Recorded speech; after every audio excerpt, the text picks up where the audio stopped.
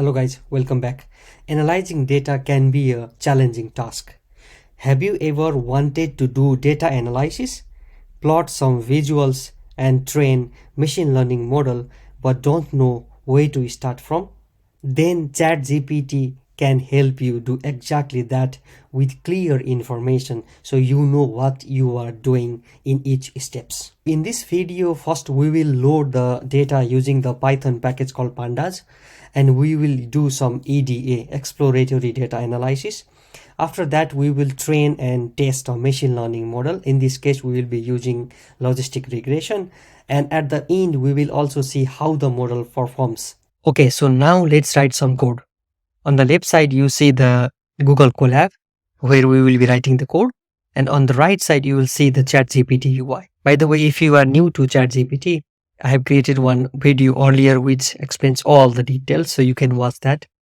But here we will be using the Titanic dataset to do the data exploration and model training. So what to do first? First, we need to give ChatGPT some basic information what we will be doing. I have used ChatGPT quite a time now. What I find is if I give some information to ChatGPT that what we are going to do, then it gives better results. So let's just say ChatGPT that, okay, I copied something here.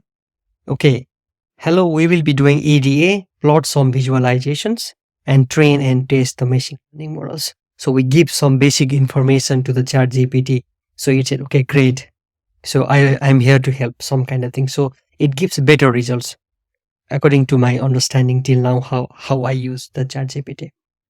So now what to do after this, right? So by the way, if you want to use the same dataset that I'm using, I have downloaded from Kaggle. I have provided the link of the Kaggle dataset also in the description, as well as the dataset that I have uploaded to my GitHub. So you can also follow along with me.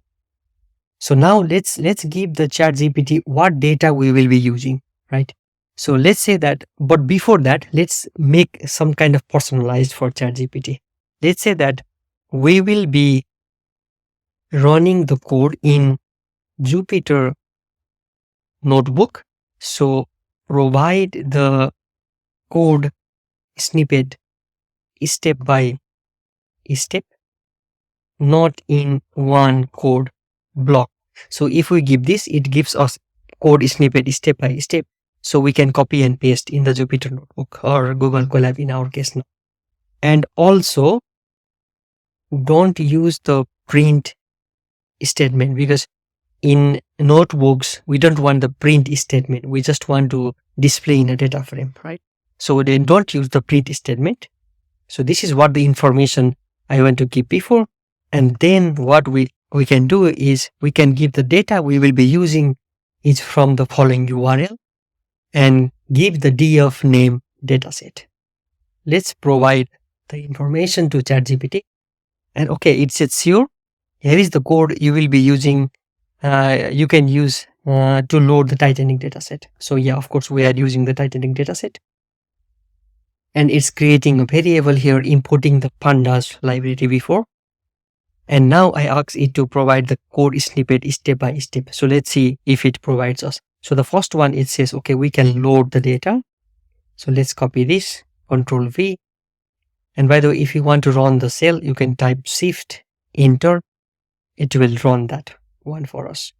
Okay, it uses read CSV, pd.read CSV to read the CSV file. And what do we do generally when we load the data? We want to see how many rows and how many columns are there in the dataset, right? So let's ask there, how can I know how many rows and how many columns are there in this data, right? By the way, don't import pandas and data set again. Just work with the data that we have. So why I provided this information is because ChatGPT somehow, I don't know why, but it again and again loads the data when we ask something to do. So it says here to know the number of rows and columns in the data set, you can use the SAVE method. But still it's giving the print in front of the statement, right? But anyway, we can use the same thing here, and we can control V and shift. It says, okay, there are this many rows and this many columns. But there is a good way in Python or in pandas, but it also already provides here, like this code uses the shape attribute. But how can we use, how can we use the shape method in pandas? So I just give the information, how can I use the shape method, because I want to be completely new to the data analysis, and I want to be sure with ChatGPT I'm completely new with pandas also. So it says that in pandas the shape attribute of a data frame returns a tuple representing the number of rows and columns. So again, if you see, it again goes on reading the data. I don't know why I have given information, but it keeps on reading the data set equals to PD to read CSP again and again. But let's forget it for now. Now it says, okay, there is the number of rows and number of columns. So dataset.shape. So we can just type here dataset.shape. So it will give us the number of rows and number of columns. I forget the spelling or mistype the spelling. Okay, so it has 891 rows and 12 columns. So what we do next? Next, we have the data now. We loaded the data. We know that there are 891 rows and 12 columns. So what next? Let's say that we want to know some information about the data, right? So let's say that, how can I know the information of the data set I am using, right? Okay, now let's say what it gives, because I'm completely new to dataset, let's say, and I want to know the information of the data. So to get the information about the dataset, it says that I can use the pd.info method. So it's again reading the dataset and display the information about the dataset is dataset.info. So let's type here dataset.info. So if you shift enter, so it will give us the information. It has also provided here some informations that this code will provide you the how many rows are there, what is the type of the data. It means that, for example, if you see the result here, in the first there is the column names, and there is the non-null values of the count of null. I can speak right. There is the non-null count of the dataset, and there is the D type. What is the D type of the dataset?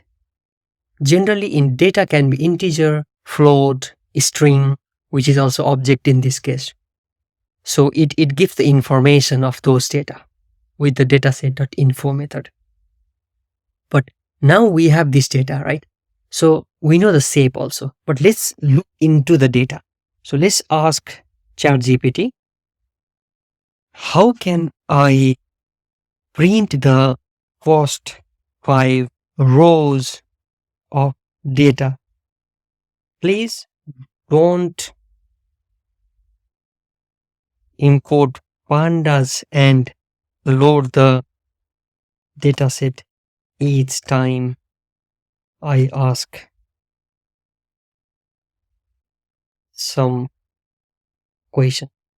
Let's give again if it follows what we say, because it's again and again loading the data. So it says you can use the head method. Okay, that's great. It gives the n rows and columns. So let's use here. Here is an example. It is also going to give us the example and print. So dataset.head. So we can type dataset.head. Let's shift enter. Okay, so now we have the data, 5 rows, top 5 rows. So if you see in Python, actually the indexing starts from 0. So 0, 1, 2, 3, 4 means that top 5 data, and it gives all the data set that we have. Now comes the main exploratory data analysis part. So let's ask ChatGPT what kind of exploratory data analysis we can do on top of this data set. Let's say that, can you do some exploratory data analysis on top of this data? Let's ask this. What will it give? So we want to do some kind of analysis on top of data, like what is the data, is there any relationship between the different columns, and so on, right? So here, sure, exploratory data analysis involves investigating and summarizing the main characteristics of the dataset. So it keeps on explaining all these things, and it says on the first we can check the missing values. So missing values can affect the quality of our analysis and machine learning models. So yeah, it says let's check the missing values. Okay, let's copy this, and then if you want to put some headings, what you can do in Google Colab, just go here, and the first is the heading, second is subheading, and so on. So we can write here, let's say we can write here exploratory data analysis, and then if you type enter, this is the kind of documentation as we go. And we can even write inside the exploratory data analysis, we want to check the missing values, right? 1, 2, 3, and then let's say missing value check, and so on. But this is just the example for you to go through. So the good part of notebooks is that you can write the code as well as write some documentations as you go. So no need to explain it in different format, or no need to write the different documentation. You can write the documentation as well as code at the same time. So yeah, let's check some missing values here. Control V, and then shift enter. Okay, it says that there are some of the missing values here. So the age has some missing values, and then the cabin has some missing values, and so on. And then it says next one we can do examine the distribution of the numerical variables. So the distribution can be found only in the numerical variables. So yeah, let's do this. I will not go through writing all the documentation in this video, but you get the idea that you can write the documentation and the code at the same time, right? So now let's copy this code and let's paste.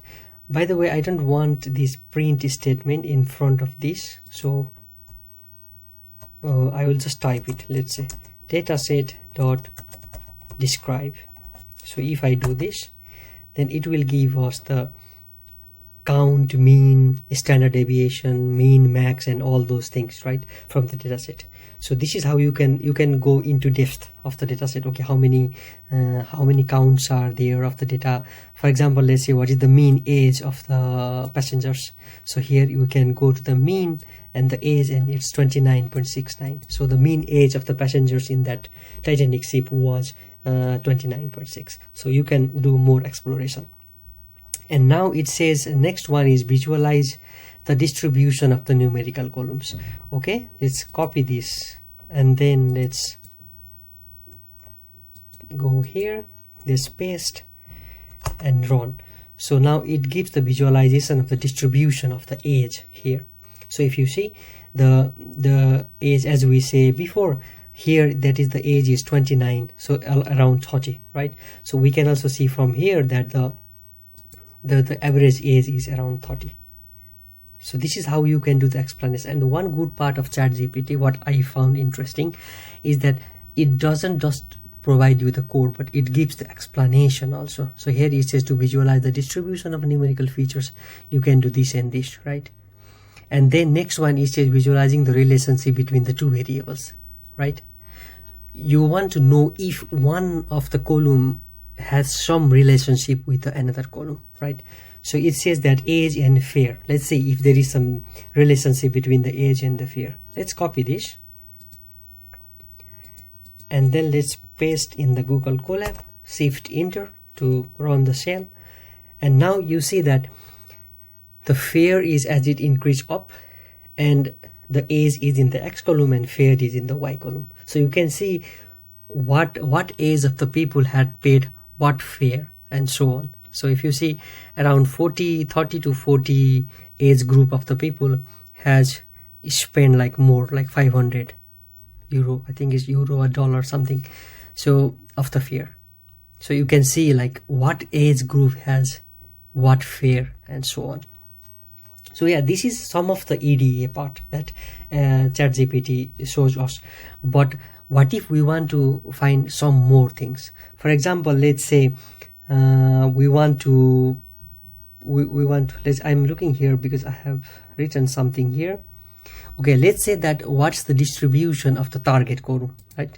Let's say that we want to find the distribution of target column, meaning that in this case it is survived column. So survived. So we want to know what is the distribution of the people that survived and that didn't survive in the Titanic, right? So to examine the distribution of target column survived, we can create a bar plot. So from there we can see how many survived and how many didn't survive. So let's wait for the result from the ChatGPT. So it said, okay, survive counts is dataset survive.value counts, which gives the value count, and it is plotting the bar plot here. So let's copy this. Let's get back here, Control V, shift enter. So then here we can see, okay, no, yes, survived and not survived. So you see that 500 plus people didn't survive, unfortunately, and 300 something people survived. Now we know the survived and unsurvived. Now we want to know how many of those survived are male and how many are female, right? So we can even say, okay, what alternatively you can be a pie chart. Okay, we don't want the pie chart. So let's say how many of those survived and not survived are male and female, right? So we want to know how many of those are male and how many of those are female. To examine how many of those survived are not, how many of those who survived and not survived are male and female, we can create a stacked bar plot showing the distribution of survived and sex column. So because we need two columns to do the distribution or to plot how many of those survived, right? So it gives an explaining what we can do. But let's go to the code it provided. So it grouped by, it did the group by with the survived and sex column, and then plot the stacked plot. Let's copy this and let's come here and paste this one and shift enter. So you can see here that we have a stacked bar plot where this is the column where it says no survived and female. There was less number, or not even 100 of those, and most of them who didn't survive were the male. So just by going through some kind of visuals, we know that on a high level what are the things that we can look into the dataset, right? So now we get the idea of some of the plots, but now let's see, let's also do the count plot of siblings and the spouse who were there. So now we can even go and ask, okay, can you plot the distribution plot of ASP column? So this is the column which, okay, now you see the ChatGPT, it says that an error occurred if the issue persists, meaning that the load, it didn't handle the load. The best part is just to copy this, because sometimes it just disappears, and refresh this. So this is the free version of ChatGPT. We are getting knowledge out of it, so little bit of here and there, it's okay. Let's Control V. This is the what I said, because it will also throw all the things that we typed. So now let's type again. Okay, now it works. it doesn't matter for us. Why to pay the pro version if this works and it gives the same result, right? So to plot a distribution of CSP column, we can use the dist plot. So you get the idea. I'm plotting here just for one column, but you can do this for each and every column in the dataset.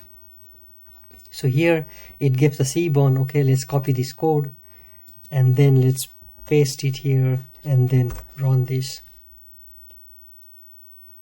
So here you see the distribution of the CSP. So number of siblings and spouses, 0, 1, 2, 3, and there are 9, and count is 600. So 600, 0 means I think 0 and 1 is alone and maybe husband and wife. Siblings or spouse and siblings means maybe there were two husband and wife and their children and so on. So this is how we can know the distribution of CSP, and you can do the same thing for other dataset also. But now let's see that now what to do with the dataset. Okay, so now one interesting part is also what we can explore. Let's say that in the as I hope you have traveled in SIP or some train or something, there will be the class, right? So in SIP also inherits also the column called P class. Let's see how many of those people survived and not survived based on the passenger class. Let's ask ChatGPT, can you plot how many people survived based on the P class column? Let's say it P class column, right? So we want to know that is there any correlation between classes of the crews and the survived, right? To plot how many people survived based on the P class column, we can create a grouped by chart showing the number of passengers who survived and did not survive for each passenger class. So it will group based on the passenger class and the sex column, and then show us how many survived based on the column, based on the passenger class. So yeah, it is doing something here. We can just copy the code when it's done, and then we go to the Google Colab, Control V, Shift Enter. Okay, now it shows here the graph. It's easier from the graph, so that's why I'm plotting lots of graph here instead of going through all the data and doing some extra numerical values, right? So here it says yes and no, no and yes is the survived, and the count on the x-axis. And there is the P class 1, 2, 3, that's the legend. So here it says 1 is blue, orange 2, and green. So you see that who does not survive, mostly the people were in the third class, meaning that that's the cheapest class in the ship, right? So from here we see that the people who paid more in a way survived based on the data. So yeah, we can do some kind of EDA based on this. So I think we did some EDA part now, but now let's also focus on, because we are planning to train the model, right? But when we train the model, and if we have some missing values, we cannot train the model with the missing values, right? We need to impute something, or we need to remove the missing values, or we need to replace the missing values with something that is meaningful, right? So let's see that how many of those missing values and are there, and how can we deal with that now. So now I will ask ChatGPT to plot me a heat map of showing how many missing values are there.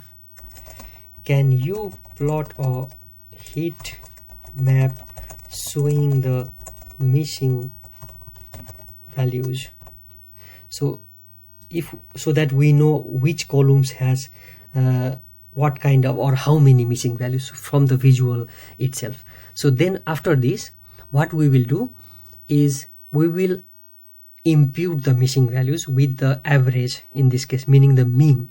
So what we will do, for example, we have missing values in age column, right? So we will replace the missing values of the age column with the average of that particular age column.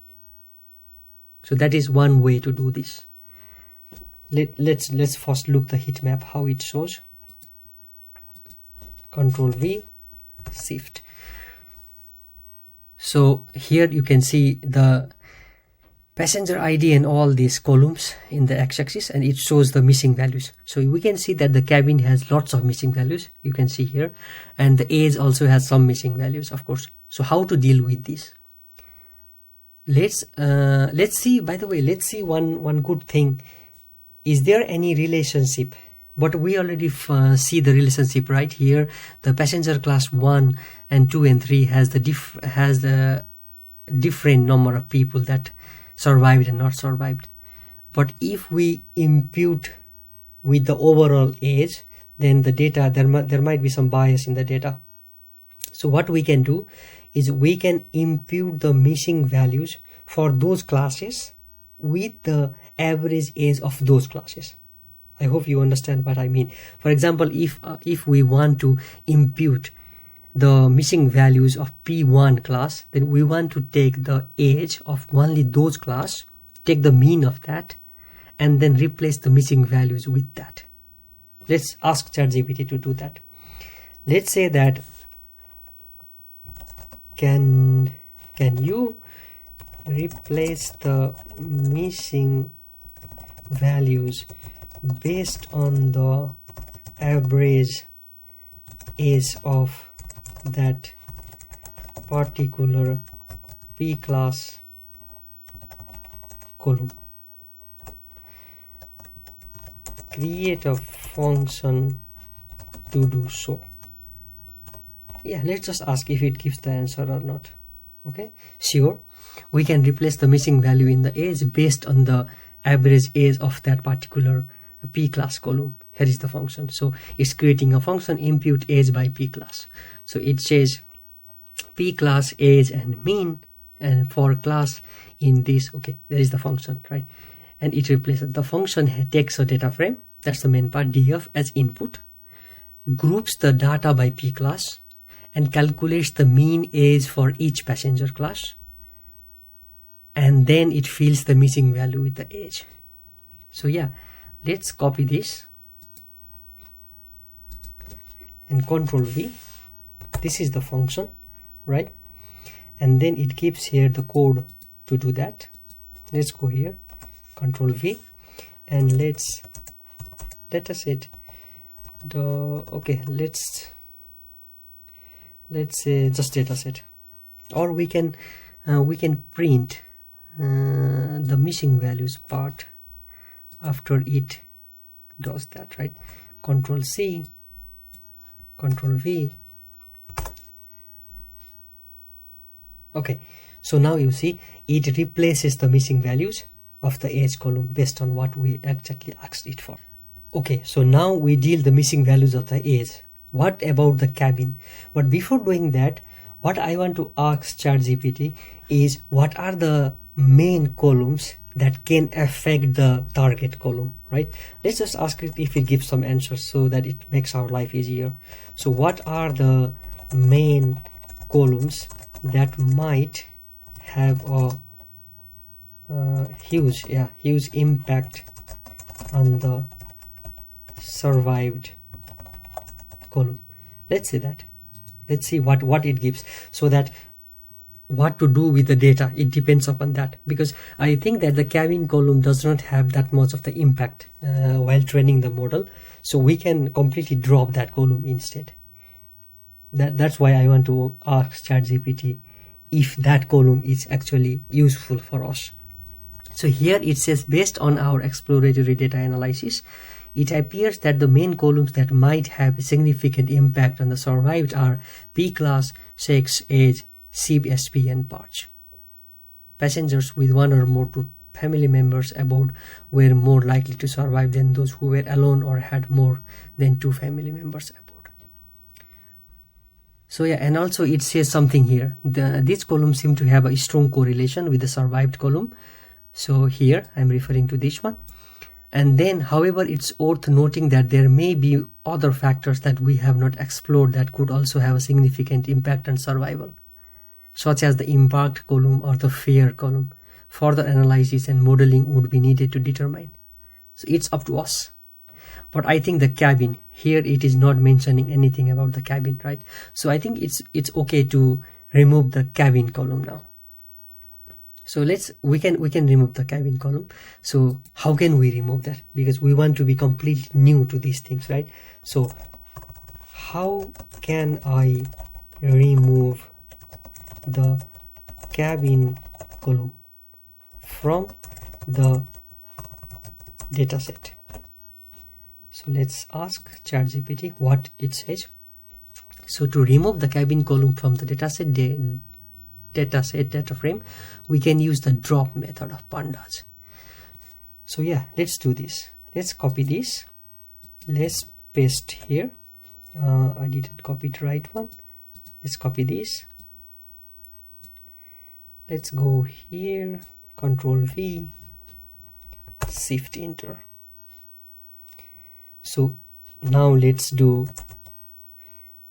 let's say dataset.head.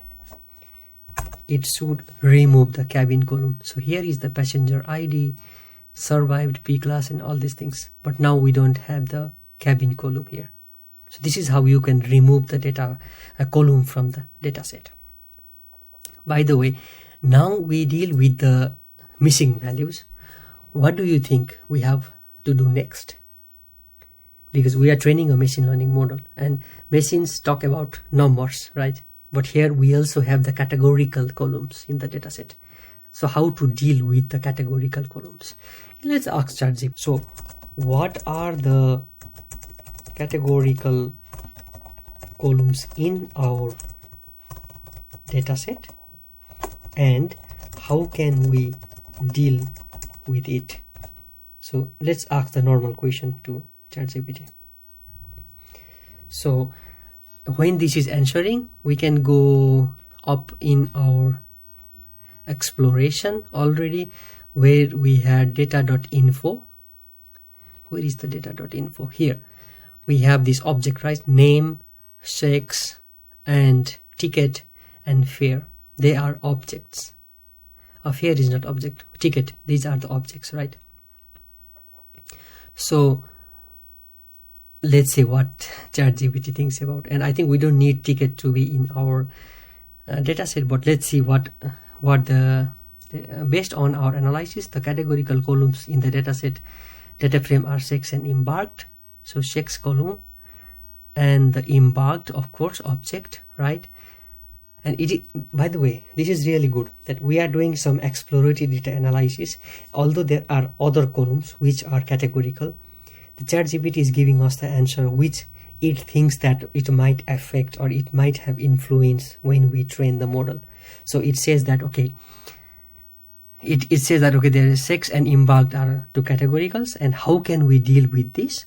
It says that there are several ways to deal with the categorical data in machine learning model. One column is to use the one-hot encoding. So if you don't know what is one-hot encoding, you can go here and type one-hot encoding, and it will say you what is one-hot encoding, right? So, but generally what it says here is which involves creating a new binary column. It already explains here. So let's go through this.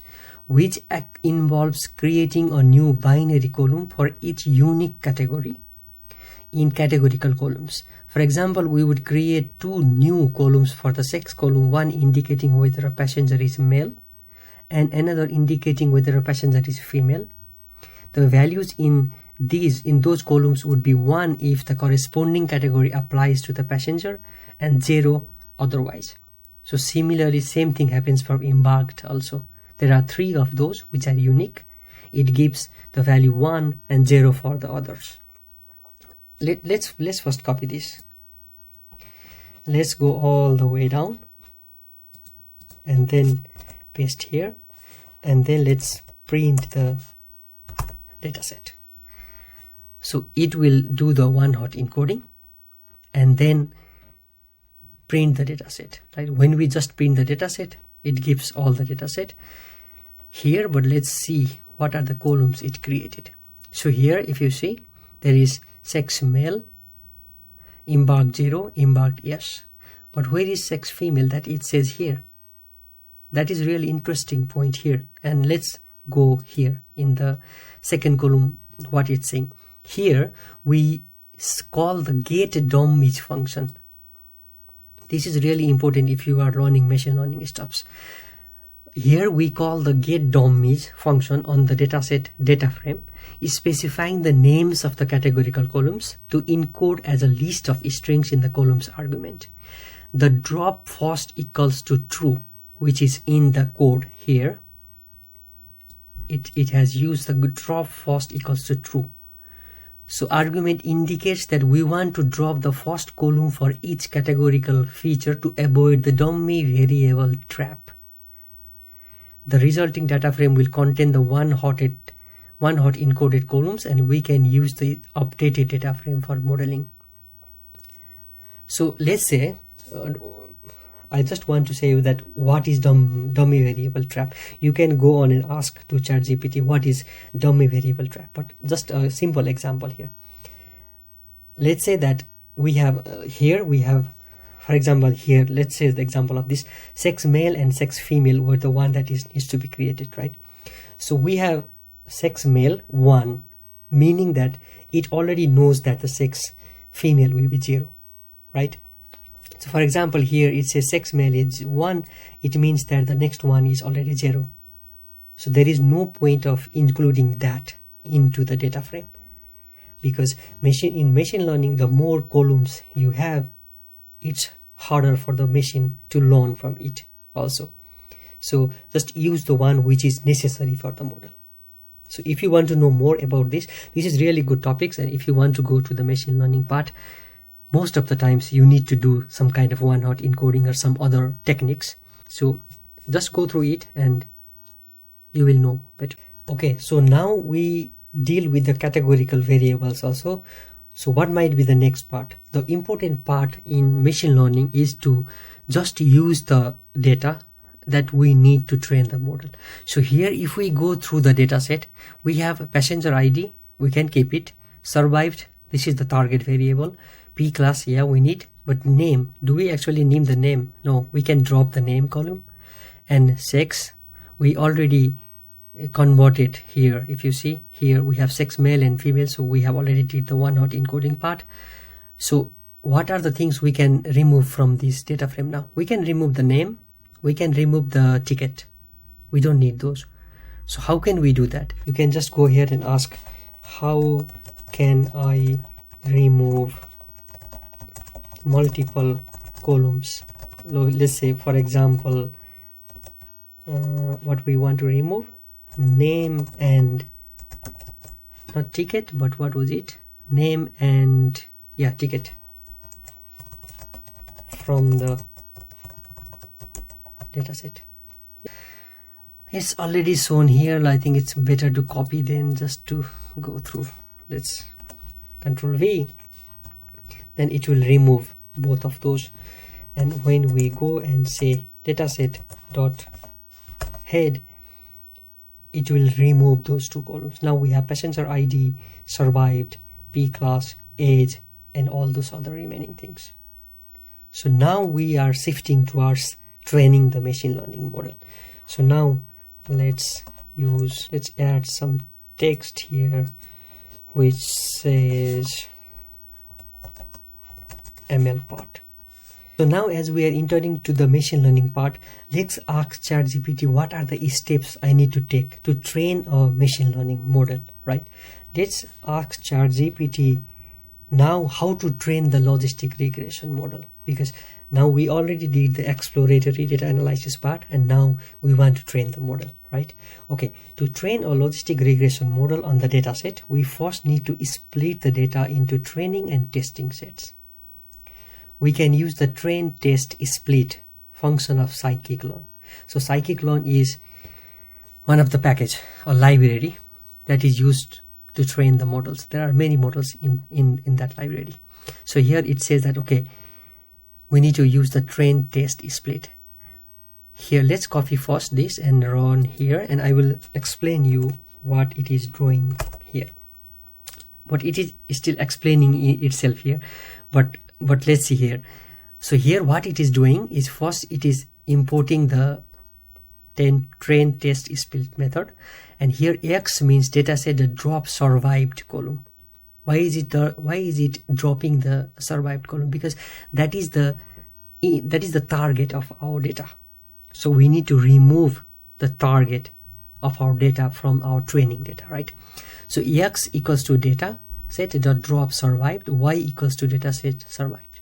So here we split the data into training and testing. So now it says x train x test, y train y test.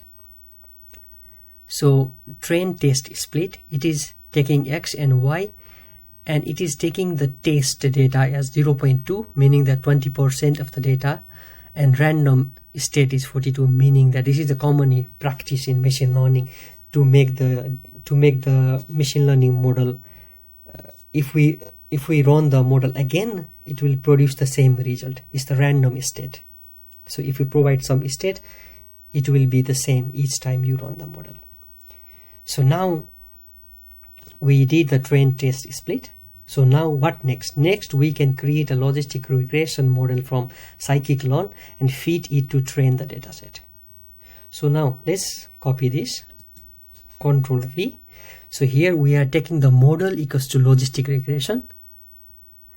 We are instantiating the model, and then model that feed x train y train. So we are first training the data into x train. It will use the data from the x train, and then it will use y train, both of these, to feed the data. So let's say that we run this, and then it goes on saying here, finally we can use the trained model to make predictions on the testing data and evaluate its performance. So this is how the machine learning model works, right?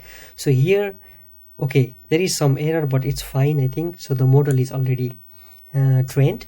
So now what we can do is we can copy the code here and we can paste it here. So let's run this. So what's happening here? So here ypred means that we are going to do the prediction, right? So model.predict, we are predicting on the x test, right? And then from sklearn, again we are importing the accuracy score, and we are printing the accuracy of the model. How can we do the accuracy? Here we have x test, which is used to do the testing. It predicts on the ypred, right? And now we have ypred, which is the prediction, and we have y test, which is the actual target values. So while comparing both of these, we get the accuracy. So here the model accuracy is 0.76. Great job. We didn't do anything, and we trained a model, logistic regression, with the help of ChatGPT. Okay, great. We have 76% accuracy. So what next? Okay, so now we know that the accuracy is 0.76, right? But how can we know that the model is performing well or not? Let's ask ChatGPT what it thinks about this. Here you can read all this when you are doing the things. So what I can say that, okay, I have written here the prompts. Okay, so I will ask here now how to check the performance of the model. Let's see what it says. We already have the accuracy score here, but how can we test the performance of the model? So here it says that to check the performance of the logistic regression model, we can use the various evaluation metrics such as accuracy, precision, recall, F1 score, ROC. There are many different metrics that you can check the performance of the model. It depends upon the use case that you are using. So in some cases accuracy is good, in some cases we need to go for recall, in some cases we need to go for precision, and so on. If you want to know more about this, please use ChatGPT to go through this, but it's giving all of this here. Let's just copy this and paste it here just to see what it performs. Okay, so here you can see that the accuracy is 76, precision is 73, recall is 67. Again, I'm not going through how it is calculated. You can go through it by yourself or ask ChatGPT about this, and it's also explaining here. But this is how you can see the accuracy of the model.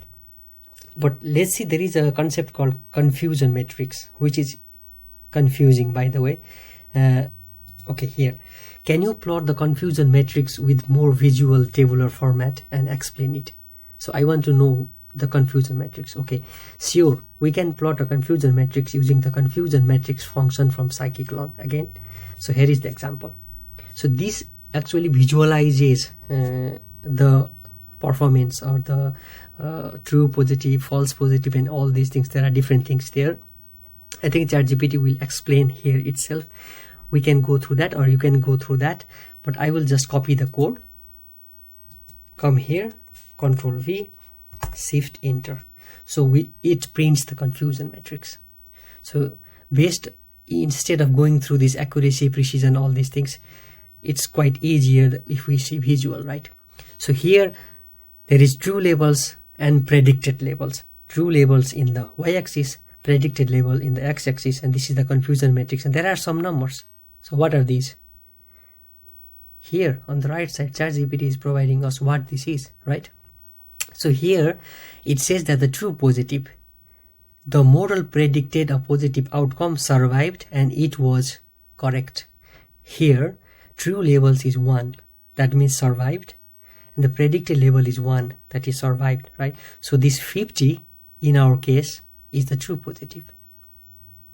Similarly, the true negative is model predicted a negative outcome, did not survive, and it was correct. So this 0, 0, so that is true negative.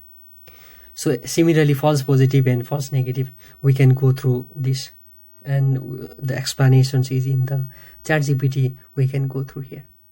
So this is how you know how the model is performing, right? By the way, one thing here is, in the machine learning concept, the data, for example, let's I haven't explained this, and I just want to show you how the model performs. But one last thing before I finish this video is, you need to scale the data set. Here we just have simple numbers, but in some cases, and if you are doing with some huge numbers, for example, let's first ask ChatGPT, and I will explain when we are doing, right? Let's ask ChatGPT here that, is scaling of data necessary, and if so, what can be used for this data set? That's what I'm saying. Scaling of the data is necessary. I will explain you what. Let's say you did some sales of, in 1 month there is 100 euro, in next month there is 500, 1000, 10,000, something. But those numbers are not same, right? But when we provide the value to the machine learning model, there might be a bias that with the different numbers. So we need to scale that. So here scaling the data is often necessary, particularly for models that are sensitive to the scale of the input features. For example, in logistic regression, the optimization algorithm may take longer to converge, and there are different methods here. There are different explanations why we need to scale the data. So here it says that there is a standard scaler we can use, and it's scaling the data here, scalar, the transform, and so on. So okay, so let's say that Control C. What I will do here, it says that we can scale the data, and we can use to train the model, and let's do that. Or what do you think? Let's try, right? Control V.